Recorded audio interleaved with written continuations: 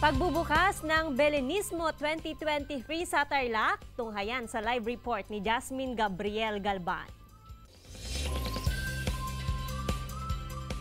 Jasmine!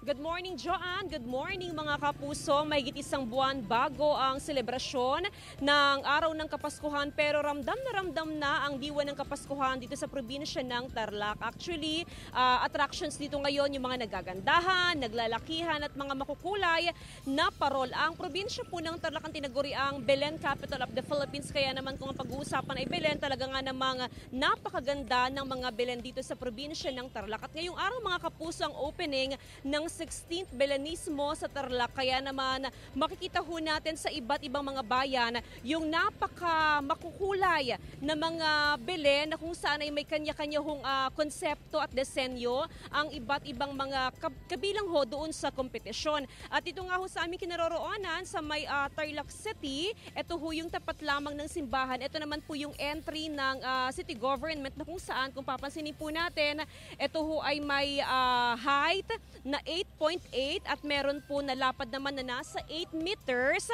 At kung papansinin po natin, talagang napakamakulay. May combination ng kulay blue, green, yellow, at syempre meron din pong kulay ng gray.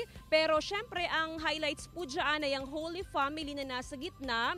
Ito po yung kanilang konsepto dito ho sa may Tarlac City na matatagpuan lamang po yan sa harap ng simbahan. And syempre mga kapuso, aside ho sa Belen ng Tarlac City ay makikita rin ho natin yung iba't ibang Belen sa iba't ibang mga bayan. Actually mga kapuso, isa ho sa highlights ng Belenismo, syempre yung AFP Belen na kung saan dyan gaganapin mamaya yung programa ng opening na kung saan makikita ho natin doon sa Belen ng AFP yung konsepto ho nila, nagawa ho yan sa Bimbo sa may Kawayan. At syempre mga kapuso, Instagrammable, picture perfect at napakaganda ho magpa-picture doon at bisitahin tuwing gabi para makita at masilayan yung mga nagagandahan at makukulay na mga pailaw. Kaya naman mga kapuso, sama-sama ho tayo dito sa opening ng 16th Belenismo sa probinsya ng Tarlac. Joanne. Maraming salamat, Jasmine Gabriel Galban.